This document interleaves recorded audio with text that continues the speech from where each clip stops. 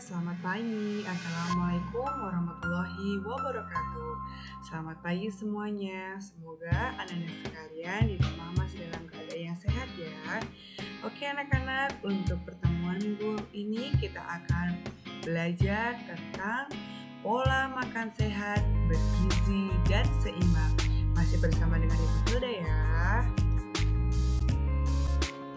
Baik anak-anak, untuk di bab 10 ini pola makanan sehat, bergizi, dan seimbang memiliki tujuan pembelajaran yang pertama, memahami konsep makanan sehat, bergizi, dan seimbang.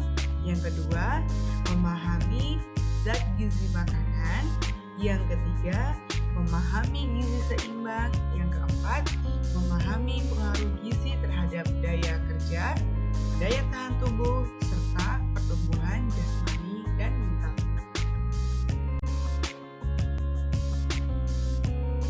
Yang pertama adalah pola makan sehat dan gizi seimbang. Pola makanan sehat adalah pola mengkonsumsi berbagai jenis makanan yang mengandung bermacam-macam unsur gizi yang dibutuhkan oleh tubuh, seperti karbohidrat, protein, vitamin, lemak, mineral, dan air. Biasanya kita sering mendengarkan 4 sehat 5 sempurna. Akan tetapi pada saat ini 4 sehat 5 sempurna sudah berganti nama yang dinamakan dengan makanan sehat dan gizi yang seimbang. Gizi seimbang adalah hindari makanan yang kaya akan kandungan lemak. Sebetulnya anak-anak, asupan lemak ini bisa sudah tercukupi dengan mengkonsumsi kacang-kacangan atau biji-bijian, dikarenakan makanan yang bersifat nabati seperti kacang-kacangan ini banyak mengandung unsur lemak dan protein. Kemudian, apa sih guna makanan terhadap tubuh? Yang pertama adalah membangun dan memelihara tubuh. Sehingga di sini bisa kita jelaskan bahwasannya makanan yang sehat dan bergizi akan dapat membangun dan memelihara tubuh. Kesehatan kita itu akan lebih terjaga. Yang kedua adalah memberi tenaga kepada tubuh. Di dalam makanan terdapat beberapa mineral dan zat gizi yang terkandung seperti karbohidrat, protein, vitamin, di mana dari kandungan-kandungan makanan ini akan memberikan tenaga kepada tubuh kita. Kemudian yang ketiga adalah mengatur proses faali tubuh. Faali itu apa sih Ibu? Proses faali ini adalah proses fisiologi yang berada di dalam tubuh. Misalkan saja seperti gerak badan kita. Kalau misalkan kita makanannya sehat, makanannya bergizi seimbang, daya kerja kita, gerak kita juga pasti akan lebih bagus. Kemudian faali tubuh ini juga mencakup pada proses misalkan peredaran darah kita. Ya, kalau misalkan makanan yang kita makan adalah makanan sehat, sehingga makanan itu akan membantu tubuh untuk dapat diproses menjadi beberapa zat yang sangat dibutuhkan oleh tubuh kita. Sehingga makanan di sini juga berpengaruh untuk mengatur proses faali tubuh. Kemudian anak-anak, fungsi zat-zat gizi di dalam makanan. Yang pertama adalah zat tenaga. Jadi, makanan yang sudah kita makan ini akan bisa menghasilkan yang dinamakan dengan zat tenaga. Zat tenaga ini terdiri dari apa saja? Yang pertama adalah hidrat arang. Hidrat arang ini yang biasa disebut dengan karbohidrat. Terdapat pada nasi, umbi-umbian, kentang, ubi, dan lain sebagainya. Kemudian lemak. Ya, lemak ini bisa kita dapat dari daging, dari kacang. Kemudian ada protein. Kemudian yang kedua adalah zat pembangun, di mana yang sudah dijelaskan lebih awal tadi bahwa makanan ini dapat dijadikan sebagai zat pembangun tubuh yang terdiri dari apa saja? Yang pertama adalah protein. Protein ini adalah unsur terpenting di dalam zat pembangun. Apakah kalian sudah pernah mendengar ada yang dinamakan dengan gizi buruk? Nah, pada penyakit gizi buruk ini sebetulnya adalah seseorang yang kekurangan protein, sehingga zat gizi buruk ini dia tidak dapat misalkan berkembang, tidak bisa melakukan aktivitas yang selayaknya seperti kita belajar, bermain, ya. Tetapi zat pembangun ini adalah zat yang sangat dibutuhkan oleh tubuh, yang terdiri dari protein, mineral, dan protein. Kemudian yang ketiga adalah zat pengatur, di mana tubuh kita ini harus juga diatur. Diaturnya menggunakan apa? Zat pengatur itu terdiri dari ada vitamin. Vitamin itu meliputi ada vitamin A, vitamin B, vitamin C, vitamin D, vitamin E, vitamin K, ya. Kemudian ada mineral, ada protein lagi, kemudian ada air. Nah, anak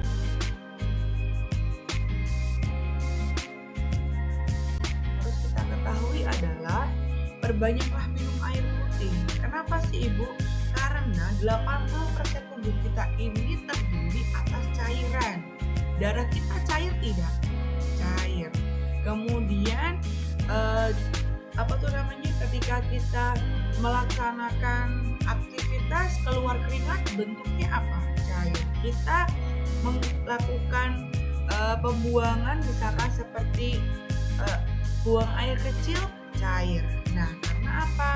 Posisi air ini sebanyak 80% itu tubuh kita terdiri dari atas cairan. Jika kekurangan kadar cairan, kinerja kita dari beberapa organ vital juga ikut terganggu. Yang paling fatal pada kekurangan air ini akan mengganggu pada kerja ginjal. Kenapa? Karena ginjal ini fungsinya kan adalah menyaring. Dia melakukan pembuangan terhadap racun atau toksin di dalam tubuh kita melalui urin yang disaring oleh ginjal. Kalau misalkan di dalam tubuh kita banyak sekali mengandung toksin, tetapi kita tidak mengkonsumsi air, pasti pinggang kita akan terasa sakit karena ginjal kita bekerja lebih ekstra. Kemudian anak-anak, yang C adalah pengaruh zat gizi makanan terhadap kesehatan. Yang pertama, pengaruh gizi terhadap daya tahan kerja. Apabila energi yang diperoleh dari makanan ini tidak cukup, orang tersebut akan bekerja di bawah kapasitas seharusnya dan menyebabkan turunnya kekuatan otot yang menjadikan kinerja tidak efisien. Jadi sangat berpengaruh sekali ya antara pengaruh gizi dengan daya tahan kerja.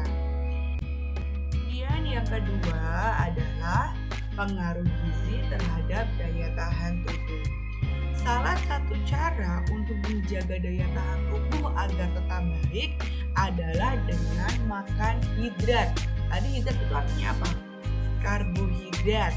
Makanan yang bergizi yang mengandung unsur dari karbohidrat, protein, lemak, vitamin, mineral, dan lain sebagainya. Ya, yang dinamakan dengan gizi yang seimbang.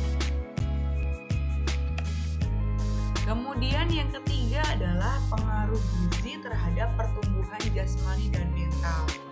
Pengaruh positif zat gizi pada mental atau rohani seseorang adalah rasa percaya diri, cerdas, aktif, kreatif, dan berinisiatif yang tinggi.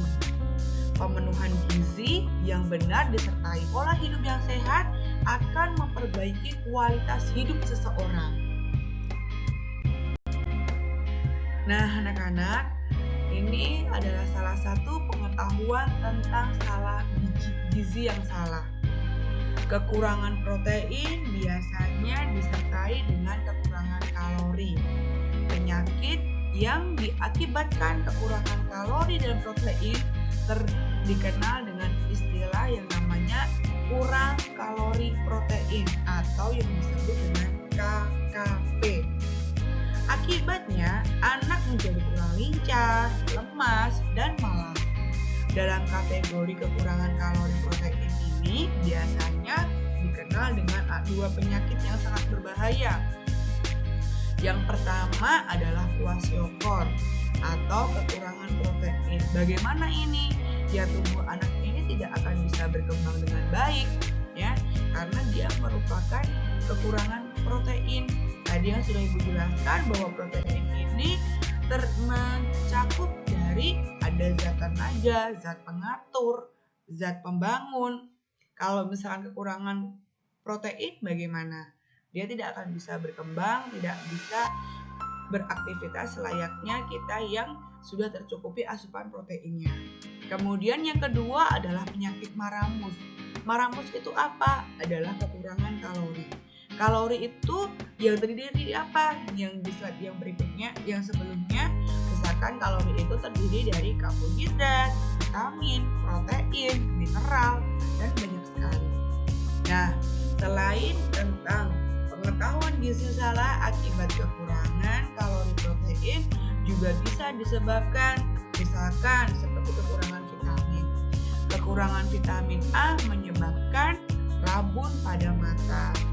Vitamin B adalah vitamin yang menyokong pada pertumbuhan tulang dan gigi, ya. Kemudian vitamin C akan menyebabkan beri-beri, sariawan yang berhubungan dengan daya tahan tubuh. Kemudian vitamin D yang berhubungan dengan tulang, vitamin E yang berhubungan dengan kulit, ya. Kemudian ada pula penyakit yang kekurangan yodium. Biasanya kekurangan yodium ini menyebabkan misalkan seperti gondok dan lain sebagainya. Kemudian kekurangan zat besi. Biasanya kekurangan zat besi ini akan menyebabkan penyakit yang dinamakan dengan anemia. Anemia itu apa sih, Bu? Anemia itu adalah keadaan tubuh seseorang yang kekurangan sel darah merah. Nah, sekian dari Ibu penjelasan tentang makanan sehat, bergizi, dan seimbang. Jika kalian belum paham dan masih ada yang ingin didiskusikan, kita bisa berdiskusi di WA Group. Kemudian anak-anak, setelah menjelaskan tentang materi pola makan sehat, bergizi, dan seimbang, silakan kalian kerjakan lembar kerja pola makan sehat, bergizi, dan seimbang di dalam buku tulis kalian. Tulis jawaban dengan rapi dan jelaskan sedetail mungkin di dalam kalian menjawab. Kemudian silakan upload di Google Classroom. Terima kasih atas perhatiannya. Tetap semangat, tetap sehat, dan salam olahraga. Assalamualaikum warahmatullahi wabarakatuh. Sampai jumpa di materi berikutnya.